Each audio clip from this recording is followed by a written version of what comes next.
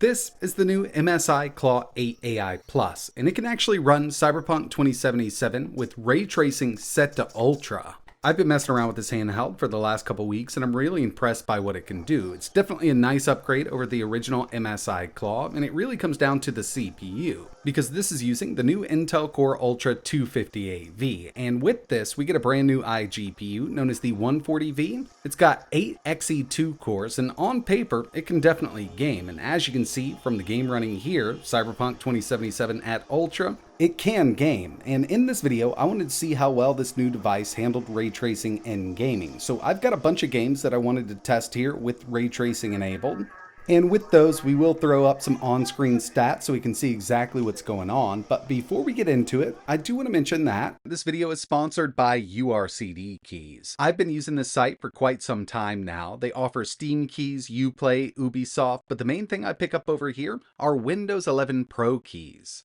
And right now, if you use code ETA, you can get 30% off. So at checkout, we'll just enter the code ETA. That's going to bring the price down to $20.40 for a full Windows 11 Pro key. They're going to email you that key, and then you can activate Windows. Speaking of that, let's head over to a new PC that I recently built. As you can see, we're running Windows 11, and from settings, we're going to go to activation settings. It's going to tell us that we're not active. We don't have a key installed, so we're just going to paste it right in here. Choose Next. It's going to activate Windows for us, and we're ready to go. If you're in need of cheap Windows keys, I'll leave a link in the description, and remember, you can use code ETA for 25% off. So first things first, I wanted to get Minecraft out of the way, and I know that this isn't the best example of ray tracing, but personally, I think it looks pretty good, and this is one that I tested on the ROG Ally with ray tracing, and over there, we only saw an average of around 18 FPS at the lowest resolution we could hit, which was 720p, on that 16:9 aspect ratio display. On the MSI Claw, the way we've got it set up right now, we're actually at 900p. So it's 1440 by 900 because we've got a 16:10 aspect ratio display on this unit, and we're at 30 FPS. It's a little weird. It feels like it's locked down there. When I get into the menu, it comes on up. I've got VSync completely off. I'm not exactly sure if this is a trait of the game with ray tracing enabled or not. But yeah, I mean, we're seeing a pretty steady 30 out of this. And again, I think it looks really good, and it really comes down to the global illumination. It kind of stands out here, especially with these bright neon colors. And I know it's not the best example of ray tracing, but it's still something I wanted to show off here, given that, I've tested this in the past on an AMD iGPU, and we weren't getting great performance. And at 30, I'd say this is really playable.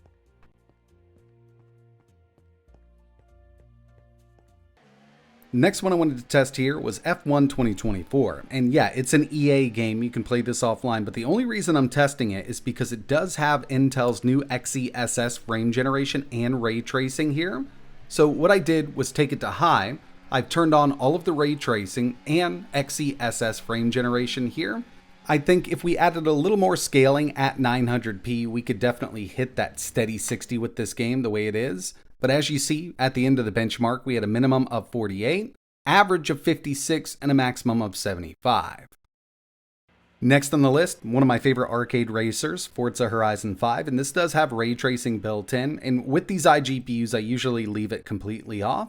But I wanted to show you right here, we're at 900p, high settings, and at the very bottom, we've got ray tracing set to ultra. If I go to Ultra with ray tracing set to Ultra, it does kind of fall on its face, but I think high looks pretty good here. And while racing in this game, especially at night, you can definitely notice that ray tracing, but one area that it really stands out in is the Forza Vista area. So right here, it's just kind of a walk around whatever car you want to take a look at. You can open these doors, turn the lights on, and all of the reflections, the global illumination here just looks really good. But even with it set up like this on the Claw 8, 900p high settings, ray tracing ultra, we're seeing an average of 64 FPS in game. Next up, I've got Doom Eternal, and yeah, it's an older one. We're at 900p, that's kind of where we need to be, sweet spot with ray tracing on this. And unfortunately, this was kind of before the time of XESS, it was never updated. We're at ultra settings. And I've also got ray tracing on. There are some DLSS options that'll help out with ray tracing, but not on this Intel chip. Would be pretty nice, and you can see with it set up like this, 100% resolution scale, it's really trying its hardest. If I was to scale this down a bit, I'd say 70% at 900p, we could run this over 60 with ray tracing enabled. But one big thing to keep in mind is that the Claw 8 actually has a variable refresh rate display, so even though we're not at that 60 mark, we're not going to see any kind of screen tearing here, especially if you've got VSync set to 120, I'd say, because, you know, we've got that 120 Hertz display. That's usually how I have these set up, and it does feel super smooth.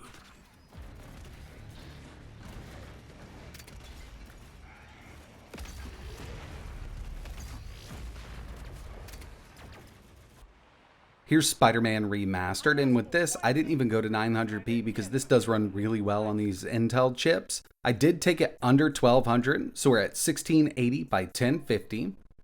XESS is set to balanced, and we're at very high, with ray tracing on high across the board.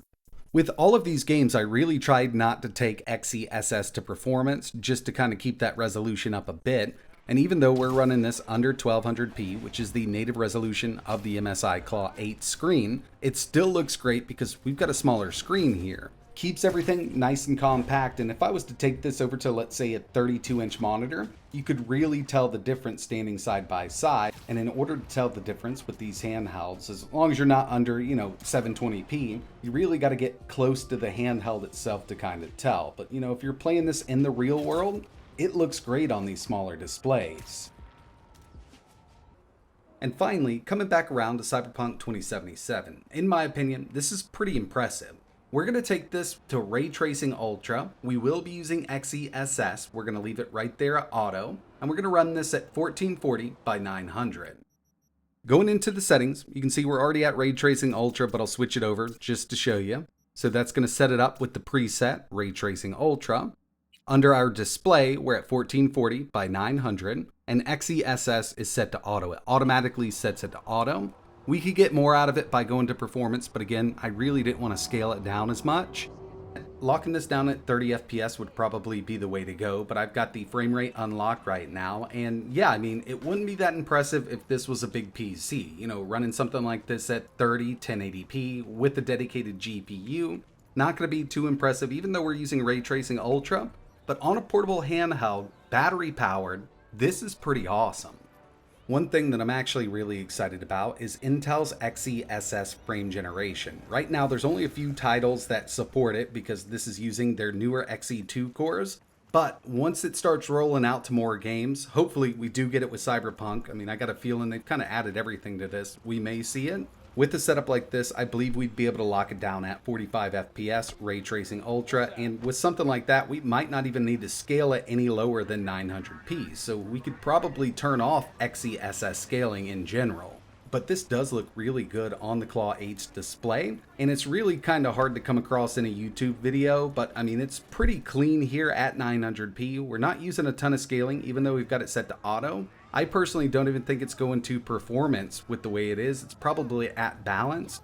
But overall, I do think that this is some pretty impressive performance for a handheld gaming PC. So overall, not too bad for a battery-powered device. I wouldn't run out and buy this specifically for ray tracing. I mean, as you saw in this video, we are getting some lower frame rates there. But it is a handheld, and we've got that VRR display. So running them on this smaller display at a lower resolution and maybe even a lower frame rate does work pretty decently, and the screen does look amazing.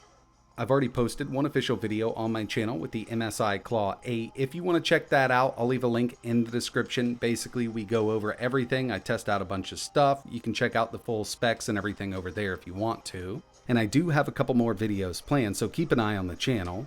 I want to put this chip up against the Ryzen Z1 Extreme in some real-world gaming and benchmark test, and I was originally going to do that, but I started testing ray tracing and noticed that, yeah, I mean, this 258V and the Claw 8 can do a little bit of ray tracing, so I figured I'd go ahead and show it off. But if there's any other games or applications you'd like to see running on this, like let's say an eGPU over USB 4, just let me know in the comments below.